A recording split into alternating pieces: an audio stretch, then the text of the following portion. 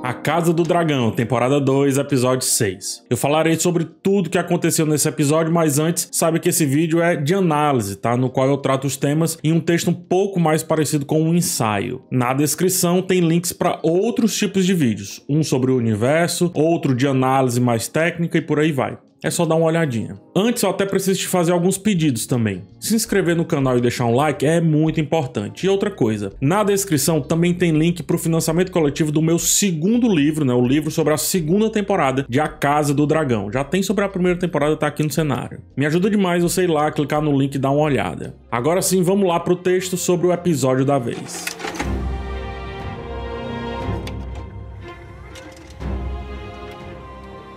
Um dos temas mais fortes do episódio, que permeia todos os núcleos, é sobre aliados e alianças. Rhaenyra, ela recebe a confiança de Corlys, né? Depois dá um tapa em um nobre que aparentemente confia nela, chateia-se com o filho por demonstrar afeição por Daemon e termina literalmente abraçada com a sua mais leal seguidora. Aliança também é tema quando se fala sobre Rhaenyra ter mais dragões na sua frota. O cavaleiro juramentado morreu para o fogo de um dragão que não aceitou a sua proposta. De aliança, Daemon entende o papel de Aelys para quem pede ajuda. Larys está sem rumo no novo jogo dos tronos. Tenta uma aliança com Aemond que o refuta, corre para Aegon e se conecta com o jovem. Assim como Daemon implorou ajuda para Aelys, Aegon termina implorando ajuda para Larys. Qualquer coincidência é só coincidência.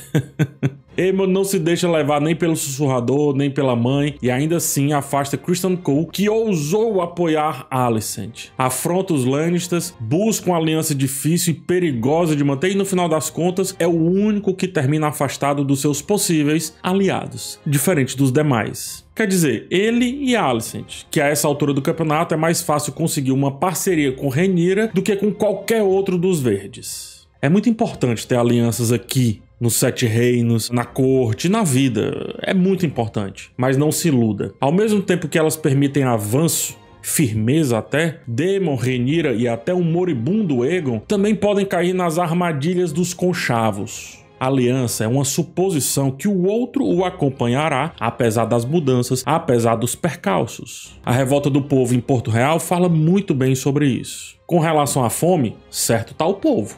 O mesmo povo que gritava para Alicent e Helaena algumas palavras agressivas sobre Rhaenyra, agora joga os restos de comida nas rainhas. Lealdade e Casa do Dragão são água e óleo, e eu sinto pena de quem acredita que chacoalhando dá para misturar. Não dá. Toda lealdade é abalável. Somos seres essencialmente sociáveis, é verdade. Mas quando não aperta, não sobra ninguém para essa tal sociedade. Mudamos de lado, seja pela barriga, seja pelo bolso, seja pelo ego.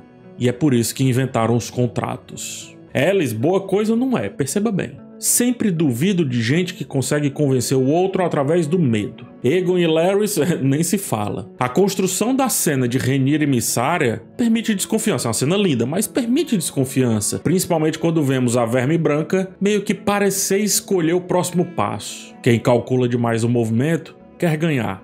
E eu tenho receio disso também. No final das contas, naquele mundo leal mesmo, só o cachorro fiapo de manga que passeia por Porto Real. Ali sim é pra vida e pra morte. Feliz será o Hugh Hammer se realmente tomar esse cachorro pra si.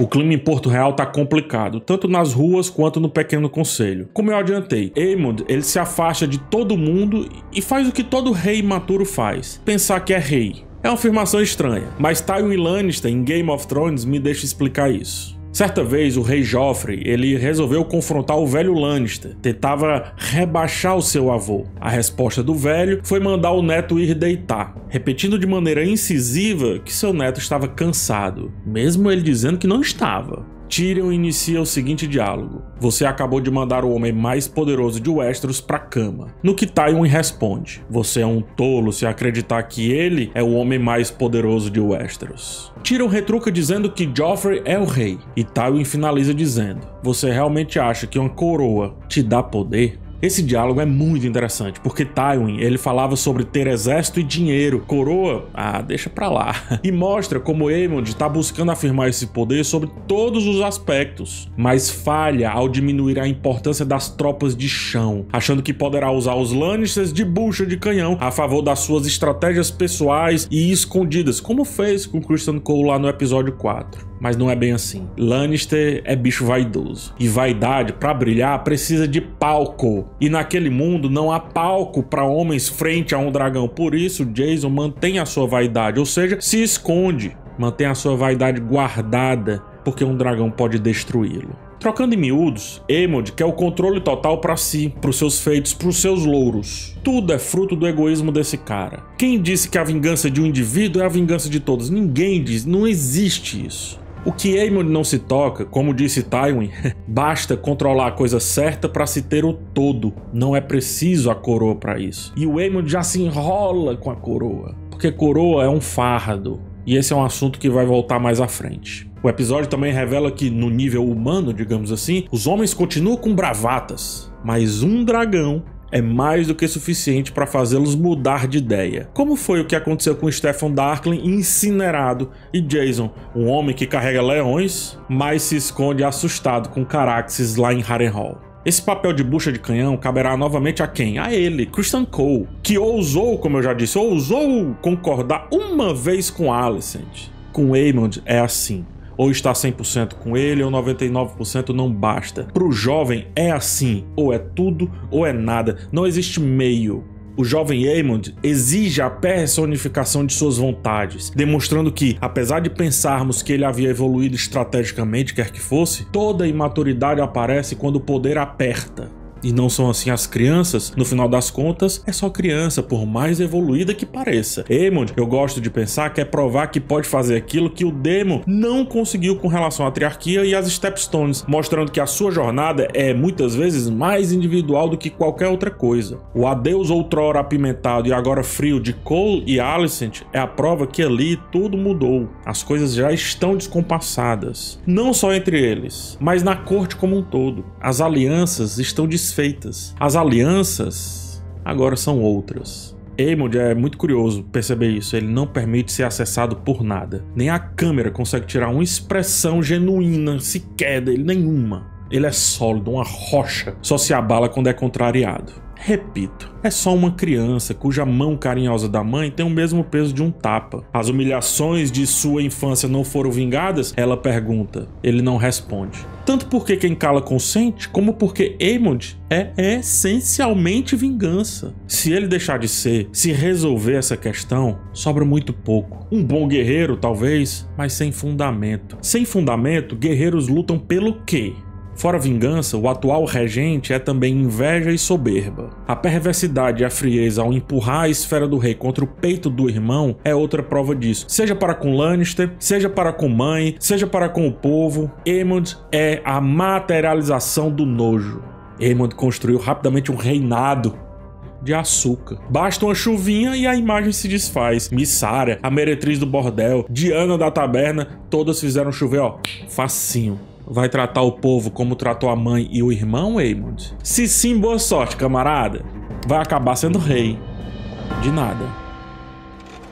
Esse foi um episódio de encontros. Alguns forçados, outros desesperados, mas todos necessários. Um deles é entre Alicent e Aemond, que nunca trocavam olhares, percebe? Menos ainda palavras. Até agora. Quando vai dispensar a mãe, o jovem regente transforma o atual estado do irmão em deboche. Não é de se surpreender, foi ele quem deixou o irmão daquele jeito. E ele até conclui dizendo que a mãe vai ficar melhor sendo uma doméstica, ou seja, para aquele contexto ele solicita que ela volte a ser, abre aspas, apenas a mulher. Não a mulher que Rhaenyra busca ser. Tu entende a dicotomia? Aemond a coloca longe da espada, o contrário da jornada que Rhaenyra tá buscando. Assim como é evidente no episódio 5, as ações de Alicent não atestam apenas contra a ex-amiga, atestam contra si. É preciso entender que só depois de conquistar os espaços é que cabe começar a falar quem fica com o quê. Antes disso, é só dar asa à cobra, digo, ao inimigo. Jamais chamaria a Alicent de cobra. A Alicent, ela amarga a tristeza de, metaforicamente, perder os filhos, homens. Só lhe resta o filho que mais afastou, Daron. Seu irmão afirma que a mãe não é ruim, apesar dos desastrosos resultados recentes. E eu concordo. O problema de Alicent é que ela foi levada a ser o que é por aquele ambiente nefasto, cheio de intrigas, conspirações de homens. Saber que seu caçula é um bom guerreiro lhe tirou um sorrisinho. Saber que é inteligente, um pouco mais. Mas saber que é amável gerou aquela quebra de cabeça que só mães e pais conseguem fazer ao demonstrar orgulho da cria. Resta para Alicent fingir e cumprir esse papel até seus últimos dias. Ela tá fadada a esse tipo de fracasso. Mas, se seu irmão não se enganou, quem sabe o futuro não seja tão amargo quanto o presente. Ou não. Ou não, porque Daron é o que é, longe do poder. E quando ele estiver próximo, como será? O encontro de Larys e Aegon é muito forte. Eu costumo pensar que, se a gente senta e escuta o inimigo, metade de qualquer guerra acaba. Metade. É bem verdade que Larys buscava desesperadamente se conectar com o jovem. Entretanto, assim como veremos no papo entre Rhaenyra e Mysaria, pelo menos teve a hombridade de fazer isso se expondo, baixando a guarda. Depois de ter sido chamado de lambe-botas de Araque por Aemond, depois de ter os sentimentos manipulados pensando que iria ser a mão do rei, o desespero de Larys é sensível. Não admira, porque ele tem a honra de ter chegado onde chegou pela sua individualidade, pelas suas capacidades individuais. Mas pagou um preço, ficou sozinho nesse processo. Só lhe resta a corte. E se perde a corte, perde tudo que tem. Guerreiro não é, herdeiro não é, regente de Harrenhal menos ainda. Larys é ele, e por isso fará de tudo para manter-se. Se expor um pouco é seu último suspiro. É até difícil pro cara, vocês conseguem notar isso? Parece que sai áspero. Desviavam o olhar de mim, diz ele com os olhos cheios de lágrimas. Sugere que vão fazer a mesma coisa com o rei. Enquanto todo mundo estava tentando minimizar a situação, Larys foi o primeiro sincero. Não gostar de Larys, eu entendo. Não se compadecer com essa sensação que ele descreveu, não consigo. Enquanto Aegon, ele parece querer esquecer o que o irmão fez com ele, seja por medo, trauma ou até para se livrar do diacho dessa coroa, Larys faz o rei viver como ele viveu, lembrando o tempo todo dos olhares e das gozações, lembrando e usando isso como camuflagem. Larys é ardiloso demais, a gente não precisa discutir isso e tudo bem, viu? Eu acho que a corte merece gente ardilosa desse jeito. Se Alicent fosse mais Larys, imagino, quem sabe pudesse a essa altura ser um pouco mais Rhaenyra também. Digo, mais dona de si, tu entende? O papo entre os dois foi o golpe mais duro que o regente Aemond tomou nesse episódio e nem viu chegar. Essa busca de Larys, vale ressaltar, é feita porque só vale pra ele um aliado manipulável. E Aemond não se deixa manipular. Não é tule, mas é peixe liso. Daqueles que você captura apenas secando o lago. E Larys eu acho que entende. Mais do que isso, Larys ele serve como lembrete de que a corte é imunda por gênese. Ela é imunda a ponto de um ser asqueroso conseguir ser mais limpo do que a sede de vingança de um irmão que pede para manter o outro irmão cada vez mais desfalecido. E é porque eu tô falando de Larys, que matou seu irmão. A que ponto chegamos? Mas isso é a corte. Se o rei pede ajuda para Larys, esse tema começou com Daemon, o outro rei, pedindo ajuda para Aelys. O episódio até corta de um plano pro outro. Aelys faz menção direta a Melisandre, lá de Game of Thrones. A forma como ela aconselha o rei consorte é parecida com a maneira que a Mulher Vermelha aconselhava Stannis. Dizia sem dizer, pedia para confiar e as coisas magicamente aconteciam. Grover morreu com um toque dela, por exemplo. Simon ri quando dá a mensagem. A forma como o episódio transforma as lendas fantasmagóricas de Harrenhal em texto é precisa demais. As crônicas de Gelo e Fogo têm essa capacidade de deixar a magia sempre presente, mas nem tanto. Faz fantasia através dela e através da política, mas também tenta pragmatizar se algo for mágico demais. A magia naquele mundo é uma recompensa caríssima. Custa vidas, por exemplo, e eu amo isso. Enquanto Daemon tenta fugir mais uma vez, uma combativa Aelys o sustenta. Daemon tá perdido. Caraxes parece sentir e sibila enquanto observa a humildade forçada do seu mestre. Eu também estranharia. Eu estranhei, na verdade. Aelys sabe demais. Sabe até sobre o que Viserys pensava sobre a coroa. Como é que pode? Há coisas mais velhas nesse mundo do que eu ou você, é o que ela diz. Uma frase que poderia tranquilamente ter saído da boca de Melisandre. Tem caroço nesse angu, pouca gente interage com Aelys. Ela é vista, mas tem um pouco de desdém. Tem um flerte disso no 5º episódio, quando o Simon entra, percebe a moça e ela simplesmente some do plano. Surge um assunto muito forte do episódio. Quem muito procura, nem sempre acha. É o que diz Alice pra Daemon. Viserys não queria a coroa? Ganhou. Aegon II não queria a coroa? Ganhou. Rhaenyra não fazia muita questão? Ganhou. Daemon quer muito a coroa? Mãos abanando. Aemond busca o confronto desesperadamente, não encontra. Até Larys não consegue ser a mão, coisa que busca desde a primeira temporada. A coroa não é um prêmio que se ganha, é um peso que se carrega. Procurar e encontrar não são verbos dependentes. Parece, mas não são. Sorte daquele que tem tudo que a coroa dá, menos a coroa em si. O mal dos segundos filhos é não perceber isso. A terapia, os devaneios de Daemon finalmente chegam a uma conclusão. Mas eu voltarei a falar sobre Daemon quando falar de Rhaenyra. Afinal, aprendi que eles são perfeitamente complementares.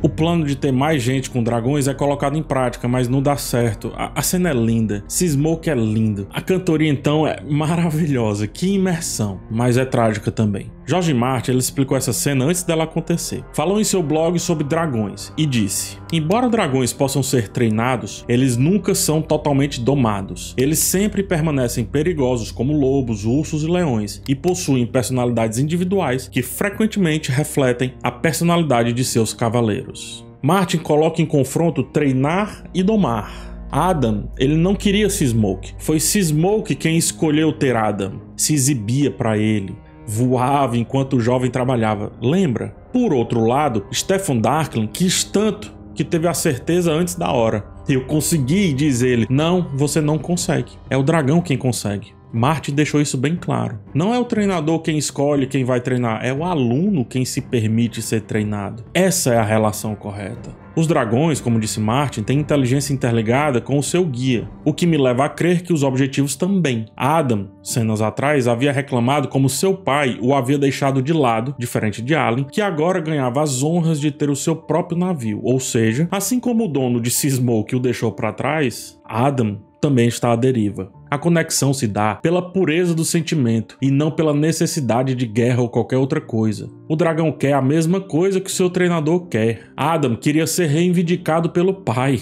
Smoke também. O plano ter ido por água abaixo faz Rhaenyra agir diferente. Distribui tapas com mãos e palavras, bate em nobre, é enfática com o filho que insiste em Daemon, todo o tempo Daemon. Rhaenyra pega a espada, finge movimentos, deixa os livros de lado diferente do que fazia antes, desconfia se a tinta conseguirá resolver aquilo tudo. A rainha tá numa encruzilhada. E numa encruzilhada tem gente que vai para um lado, tem gente que vai para o outro, e tem gente que senta pra decidir depois. É assim que Rhaenyra tá, sentada, esperando. Tentou a força, perdeu Rhaenys. Tentou a tinta, perdeu seu leal cavaleiro. O desespero dela é parecido com o desespero de Daemon, o que mostra como, mesmo distantes, assim como nos episódios passados, inclusive, eles se complementam. E como complementos, são diferentes. Não se complementam uma coisa com a mesma coisa. Ele não espera diferente dela, ele age, escolhe um lado rapidamente. Rhaenyra segue o outro ritmo. Decidir pra ela é quase que uma sedução. Cada um a seu jeito, os dois ficam vulneráveis. Daemon fica vulnerável a Alicent, Rhaenyra vulnerável a Mysaria. Tanto do ponto de vista estratégico, como do ponto de vista emocional. Assim como Larys, Mysaria também avança entregando pra rainha a sua intimidade. E também dá certo.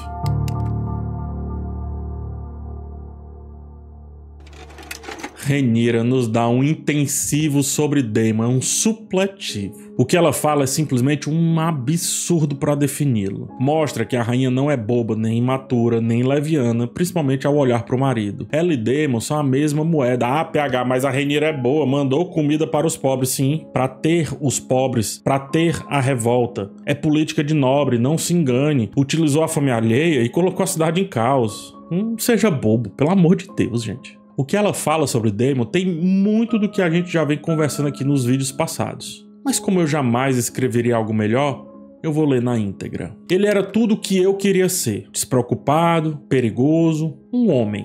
E eu era tudo o que ele queria ser. Querida por meu pai, herdeira do meu pai. Duas metades de um todo. Mas ele nunca esteve em paz. Ele desejava possuir, mas que ninguém o possuísse. Olha isso, eu vou falar de novo. Ele desejava possuir, mas que ninguém o possuísse. Atenção, ela tá falando dela. Ela começa dizendo que Daemon é o que ela queria ser, como por exemplo, despreocupado e homem. Sendo assim, ela também quer possuir, mas não ser possuída. É o contrário do que pedem das mulheres ali.